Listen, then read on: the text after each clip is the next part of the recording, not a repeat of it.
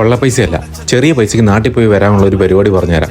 ഒന്നെങ്കിൽ Emirates, fly Dubai, air Arabia പോലുള്ള ഫ്ലൈറ്റിന്റെ 800 തൊട്ട് 3000 ദർംസ് വരെയുള്ള ടിക്കറ്റ് എടുത്ത് കൺഫർമേഷൻ നിങ്ങൾക്ക് എടുക്കാം. അതിന് താല്പര്യമില്ലാത്തവരോടാണ് ഈ പറയുന്നത്. ദുബായിൽ നിന്ന് നാട്ടിലോട്ടുള്ള ടിക്കറ്റിന് 430 ദർംസും തിരിച്ച് റിട്ടേൺ ഉള്ളതിന് ഏകദേശം 550 ദർംസുമാണ് ഞങ്ങൾക്ക് ഒരാൾക്ക് ആയത്. ഫ്ലൈറ്റ് 10:30, പക്ഷേ ഈ ഷാർജയുടെ ട്രാഫിക് കടക്കുള്ളൂ. ഫ്ലൈറ്റ് നാട്ടിലെത്തിയാലും നമ്മൾ ഈ പറഞ്ഞ പോലെ എയർപോർട്ടിൽ പോലും എത്തുമെന്ന് എനിക്ക് തോന്നുന്നില്ല. ഇവിടെ ടിക്കറ്റ് ബുക്ക് ചെയ്യുന്ന നേരത്തെ 2 ഓപ്ഷനാണ് കണ്ട്. ഒന്ന് 3000 ദർംസിന്റെയും മറ്റൊന്ന് 430 ദർംസിന്റെയും. ഒന്ന് നോക്കാണ്ട് 430 ദർംസിന് ടിക്കറ്റ് എടുത്തു. ക്യാൻസൽ ആവും എന്നുള്ളത് ഉറപ്പാണ്. ഇനിയാണ് കഥ ആരംഭിക്കുന്നത്. യാത്രയുടെ 4 ദിവസം മുമ്പ് ടിക്കറ്റ് ക്യാൻസലായി. പിന്നീടുള്ള ടിക്കറ്റ് നോക്കുവാണെങ്കിൽ 78,000 രൂപ. അങ്ങനെയാണെങ്കിൽ ഈ 10,000 രൂപ റീഫണ്ട് കിട്ടും. റീഫണ്ട് കിട്ടിയിട്ട് നമുക്കൊന്നും ചെയ്യാനില്ല. ഒരു കാരണവശാലും നിങ്ങൾ റീഫണ്ട് വാങ്ങരുത്. ഇനി ക്യാൻസൽ ആവുന്ന ഫ്ലൈറ്റ് പറഞ്ഞുതരാം. IX കഴിഞ്ഞ് 3 ഡിജിറ്റ് ആണെങ്കിൽ സ്കെഡ്യൂൾഡ് ഫ്ലൈറ്റ് ആണ്, എല്ലാം ക്യാൻസൽ ആവും. IX കഴിഞ്ഞ് 4 ഡിജിറ്റുള്ള ഫ്ലൈറ്റ് ആണെങ്കിൽ ക്യാൻസൽ ആവാത്ത സ്പെഷ്യൽ ഫ്ലൈറ്റ് ആണ്. ഇതിന്റെയൊക്കെ ടിക്കറ്റും ഹൈ റേറ്റ് ആയിരിക്കും. നിങ്ങളുടെ നോർമൽ ടിക്കറ്റ് ക്യാൻസൽ ആയതിനു ശേഷം റിസർവേഷൻ ഓഫീസിൽ പോയിട്ടോ ത്രൂ ഫോൺ കോളോ നിങ്ങൾക്ക് ഫ്രീ ആയിട്ട് ഈ സ്പെഷ്യൽ ഫ്ലൈറ്റിന് ടിക്കറ്റ് നിങ്ങൾക്ക് ബുക്ക് ചെയ്യാൻ പറ്റും. ചുരുക്കി പറഞ്ഞാൽ എന്റെ അടുത്തിരിക്കുന്ന ആള് 2800-3000 ദർംസ് കൊടുത്ത് ടിക്കറ്റ് എടുക്കുമ്പോൾ ഞാൻ എടുത്തേക്കുന്നത് 400 ദർംസിന് ടിക്കറ്റ് ആയിരുന്നു. ആ ഒരു ടൈം ഗ്യാപ്പിനുള്ളിൽ നിങ്ങളുടെ ഫ്ലൈറ്റ് സീറ്റ് ഫുൾ ആയിട്ടുണ്ടെങ്കിൽ തൊട്ടടുത്തുള്ള എയർപോർട്ടിലേക്കും നിങ്ങൾക്ക് ഫ്രീ ആയിട്ട് റീഷെഡ്യൂൾ ചെയ്യാം.